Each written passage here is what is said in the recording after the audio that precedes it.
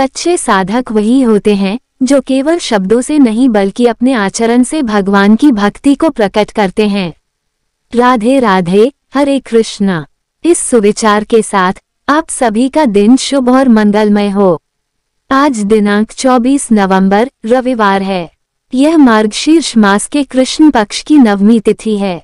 नौमी तिथि रात 10:02 समाप्त होगी और इसके बाद दशमी तिथि प्रारंभ होगी। आज की कथा सुनने से पहले भगवान श्री कृष्ण और राधा रानी के प्रेम की एक कहानी सुने। भगवान श्री कृष्ण और राधा जी के प्रेम को कौन नहीं जानता। ऐसा कहा जाता है कि श्री कृष्ण और राधा जी का विवाह नहीं हो पाया था, लेकिन दोनों का प्रेम इतना गहरा था कि आज भी उनका नाम साथ लिया जाता है। श्री कृष्ण का राधा जी के लिए प्रेम और राधा जी का श्री कृष्ण के प्रति समर्पण अनुपम था। शायद इसी कारण नारद मुनि, जो स्वयं को सबसे बड़ा भक्त मानते थे, राधा जी से ईर्ष्या करने लगे। यह बात श्री कृष्ण को भली भांति ज्ञात थी। एक दिन नारद मुनि राधा जी के बारे में चर्चा करने श्री कृष्ण के पास पहुंचे।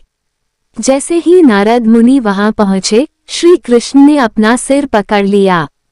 नारद जी ने आदरपूर्वक पूछा, प्रभु, आप अपना सिर क्यों पकड़ रहे हैं? श्री कृष्ण ने उत्तर दिया, हे नारद, मेरा सिर दर्द कर रहा है। नारद जी ने पूछा, प्रभु, इसे ठीक करने का उपाय क्या है? श्री कृष्ण ने कहा, अगर मैं अपने सबसे बड़े भक्त का चरणामृत पी लूं, तो मेरा सिर दर्द ठीक हो सकता है। नारद मुनि ने सोचा कि वह स्वयं सबसे बड़े भक्त हैं, लेकिन चरणामृत देने पर उन्हें पाप लगेगा, इसलिए उन्होंने मना कर दिया। फिर नारद जी राधा जी के पास पहुंचे और उन्हें सारी बात बताई। राधा जी ने कहा, मुझे नहीं पता कि मैं कितनी बड़ी भक्त हूँ, लेकिन अगर मेरे चरणामृत से श्री कृष्ण का सिर दर्द ठीक हो सकता है, तो मैं नरक का पाप भी सहन कर सकती हूँ। यह कहते हुए उन्होंने चरणामृत नारद जी को दे दिया। राधा जी का यह त्याग देखकर नारद मुनि का घमंड चूर चूर हो गया।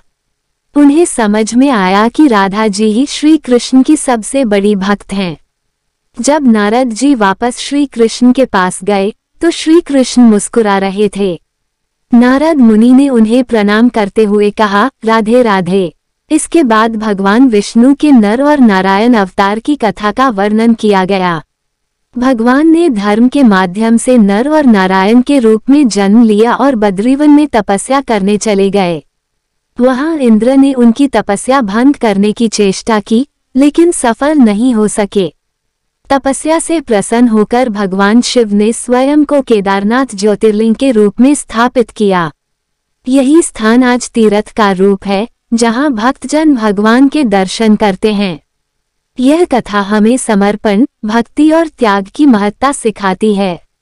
हरे कृष्णा। आज का अध्याय यहीं समाप्त होता है।